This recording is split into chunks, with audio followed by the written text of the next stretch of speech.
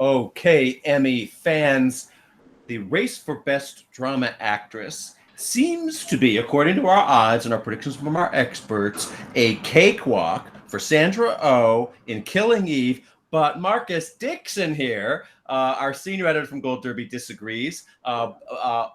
Helping me to beat up on Marcus is our colleagues Daniel Montgomery and Joyce Ang. I'm Tom O'Neill. Marcus, take it away. If not Sandra, who and why and what drug are you on? Listen, I am a huge Sandra Oh fan. If I was a voter, I'd probably vote for Sandra Oh. But she is in a lot of trouble because Jodie Comer is nominated. Look, when Sandra won the Golden Globe, she wasn't up against Jodie. When she won the SAG Award, she wasn't up against Jodie. But what happened at the BAFTAs? Jodie and Sandra were both nominated, and Jodie beat her.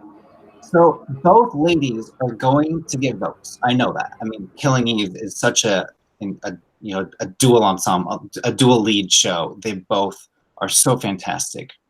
But if you ask some Killing Eve fans, they say Jodie's the best. Some Killing Eve fans say Sandra's the best. Most Killing Eve fans say it's all about Sandra. Oh, no. How many no, say Jodie? You're wrong. Well, I think Jodie was better in season 2. Oh, yeah. So do I. Yeah. Like Sandra won most of her awards for season 1. Yeah, Jodie has the benefit. She's Tom, you'll love this. She's the winking devil.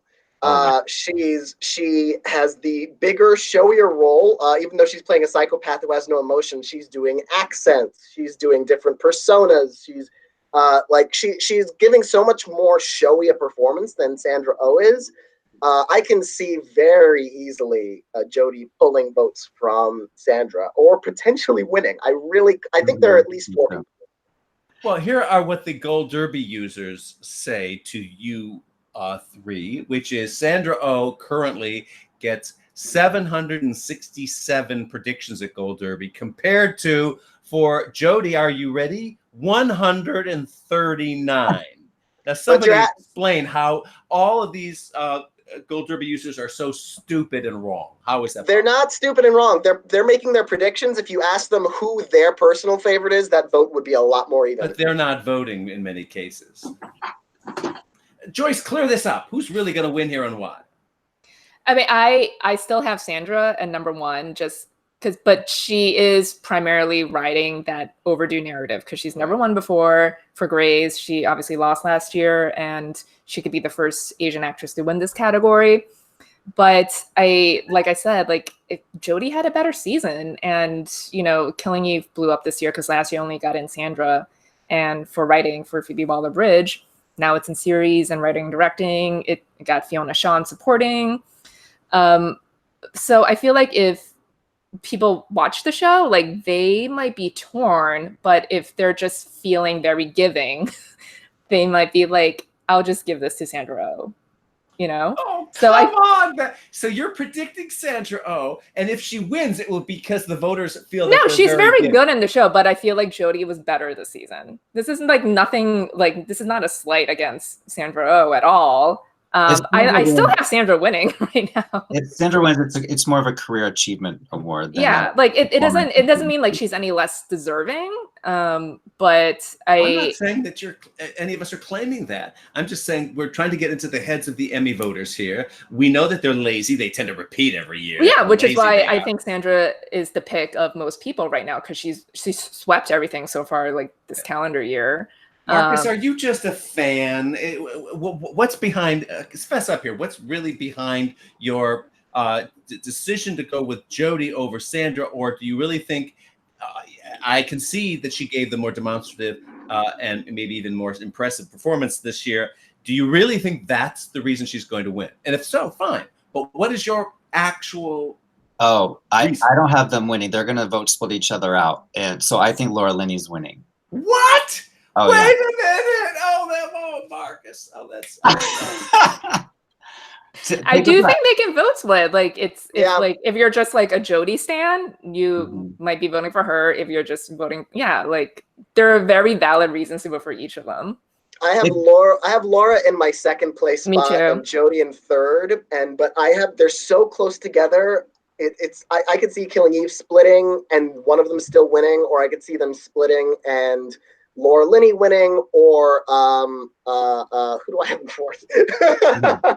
Amelia Clark. Amelia Clark. Amelia Clark. I think actually Amelia Clark could pull it off because she doesn't have a co-star in this category. So, but yeah, I'll let Marcus explain the Laura Linney thing. No. Marcus, Because Sandra O has 767 predictions at Gold Derby. Do you know how many Laura Linney has? How many? 26. 25 if you don't Good. count you. So I'm going to put my 500 points on that, and I'm going to beat you all. Okay, do it. If Sandra was here alone, Sandra would win in a cakewalk. If Jodie wasn't supporting, I think Jodie would beat all those Game of Thrones ladies. But it's hard to say Jodie should go supporting. They're both equal. But Laura Linney is, I'm going to defer to Joyce here because she has the stat. Every character, she's been nominated. Not every nomination, every character. She's only lost once. She's only lost once out of 5 nominations, and half of those other wins were surprises. So yeah, she surprised us big time with that. The big C Hereafter TV movie miniseries. No one was predicting her that year. Wild Iris was a surprise too. I think even Frasier might have been slightly surprising. I don't remember. And then when everyone was predicting for her to win comedy actress for Big C, she lost. Oh, that's what I was wrong with. Yeah, to Melissa McCarthy. And she's just so good, and she has such this juicy role on Ozark, where she had to do some darker things in season 2, and they love. Speaking of winking devils, they love when characters are not 100% good and angelic. Oh yeah, they love to cheer on the winking devil. Now, also, let's keep going with your Laura Linney theory here, Marcus, to the extent of this is Netflix, and this is the highest rated drama on Netflix in terms of viewership. So we know that that's a huge factor, isn't it? Oh, it is. Netflix is just so on point right now. No matter what they do, it seems to get nominated. It's funny. I was talking to Chris Beecham, who does the Prediction Center. He said every time there was a surprise in a category, it came from a Netflix show. Right, and we know that Netflix dominates the SAG Awards on one hand, and that it's had a profound impact on the Emmys. Joyce was saying right before we started up this video chat here that it's probably responsible, Netflix that is, for Schitt's Creek getting nominated, right? Joyce? Yeah, because it's streaming on it airs on Pop TV, but I think a lot of I think I've said this a bunch of times. Like I feel like a lot of its fans found it on Netflix and think it's a Netflix show. Exactly. Right. And we know that Netflix, Daniel, you bring us the Breaking Bad example. You were talking about that before we booted up here. Yeah, Breaking Bad was sort of steadily growing at the Emmys over the course of its run. But when those seasons, when those earlier seasons hit Netflix, not only did the show win its 2 drama series Emmys after that, but the ratings for the show went up. Like it was the rising tide raised all boats. Anna Gunn won twice. The show won drama series twice. The show won Best Drama Series almost a year after it went off the air. For its final season, which is how strong and long-lasting an effect having that availability on Netflix really, really is.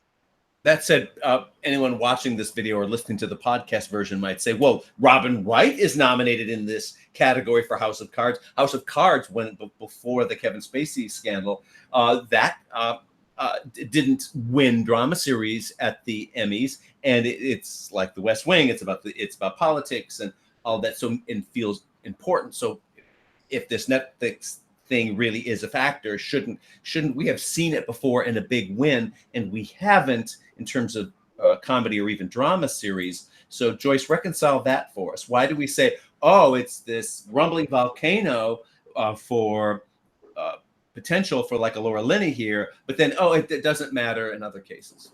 Netflix is still seeking its first series win, which it can probably get this year with When They See Us. But as we know, Hulu and Amazon have beaten them to comedy and drama already. I think like for the early seasons of House of Cards, it was under like the old voting system. Those were during as Daniel said, the prime Breaking Bad years when they won. And then Game of Thrones took over the popular vote. But I mean, last year, Claire Foy won this category for a Netflix show. And I do feel like if The Crown had aired this year with Olivia Colman as the new Queen Elizabeth, like it probably could have, been up there. I don't know if it would have beaten Game of Thrones since it got 32 nominations, but I think it would have been very formidable. And, maybe we would be like predicting Olivia Colman to continue the Netflix streak in this category too. For Robin Wright here, I feel like this is just kind of, I feel like her time has passed as well in this category. And it's just kind of like, we love you and like, thank you for like, we're sorry what happened. And thank you for like seeing this through, but I don't see her winning this.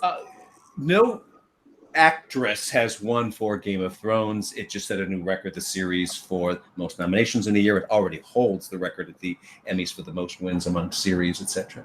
Emilia Clarke is in for lead. This is a big gamble for her, jumping from supporting to lead, right? And she gets in here.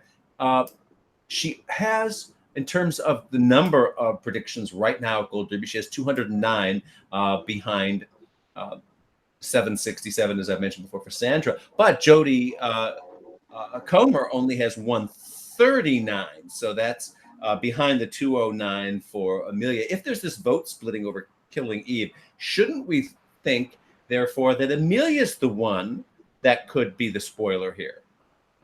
I think that's possible. I think Emilia, the best thing about her going lead for her is that she doesn't have to go up against 4 other Game of Thrones actresses. Yeah. And so she is on her own in this category. She won't have to worry about vote splitting. She might capitalize on the Killing Eve vote split. And I don't know. I think even more, I think people feel sorrier at this point, feel sorrier for Emilia Clarke than they do for Robin Wright. Yeah. How difficult the writers made Emilia Clarke's job in season 6. And she's been nominated a few times before, so they liked her before. They like her again now. I mean, we could see a wave kind of, sort of a wave election for Game of Thrones if it starts just winning everything across the board, as it's done a couple of times, except for acting.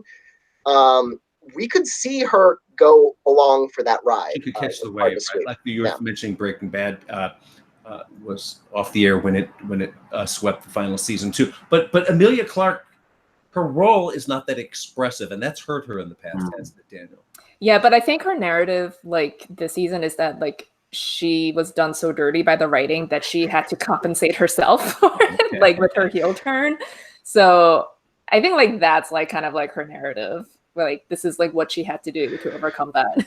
Yeah. Although now that I think of it, it's interesting how many women in this category are just like plain like sociopaths. You got Jodie Comer, who's like a sociopathic serial killer assassin.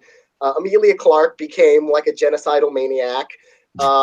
You've got Robin Wright is not exactly Saint. Yep.